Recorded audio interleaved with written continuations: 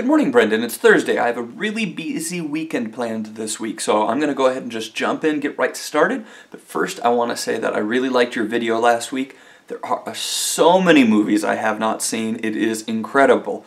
The only one of those movies that I have seen that you mentioned in the last post was Apollo 13, so I'm going to track down the other 9 movies and watch them because I loved Apollo 13. I suspect I'll love the other 9 too.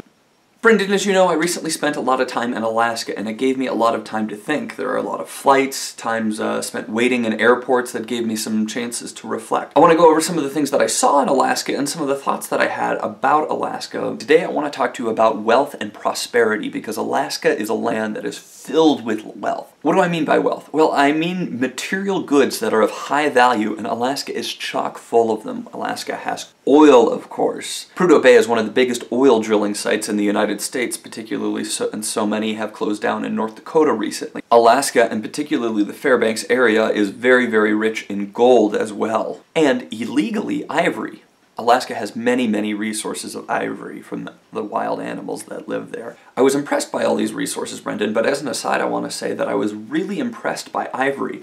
I never understood what was so interesting or cool about ivory until I saw carved pieces, cribbage boards, pens, all kinds of things out of ivory. It was so pristine, so beautiful, and so white. I've never seen anything like it before, and I can understand its attraction now. Wealth is good. I believe that wealth is good. But I think that our relationship to it is very important. We have to take a close look at that. I could never assuage my rampant curiosity without wealth. And the first thing I have to say is that wealth must be productive. If our wealth is not productive, it is useless, it is a waste of time. There's no point in spending any time to extract any kind of wealth from anywhere. It's a massive waste. Secondly, our attempt to gather wealth must be transformative to the area around it.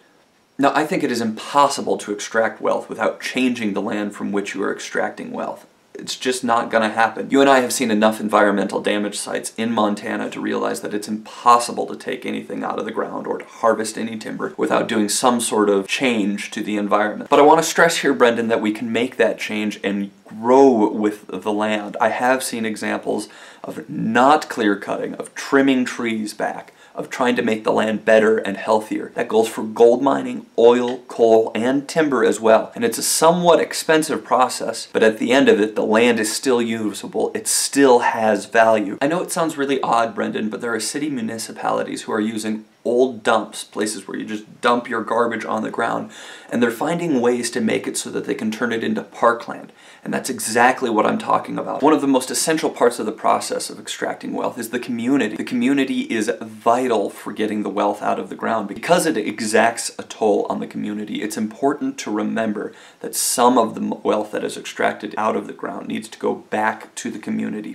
In most places in the world, this comes in the form of taxes. And Brendon, perhaps most important about our relationship with wealth is giving back to the people who are the presiders of the land. They decided not to destroy the land. They saved it for the next generation. But I think if we take our wealth and we make it productive and we make it transformative to the area around it, we give back to the community and we give back to the original presiders of the land, I think that we'll find a lot of peaceful resolutions to how we go about extracting wealth in the world. 1, I want you to write about a crime cartel.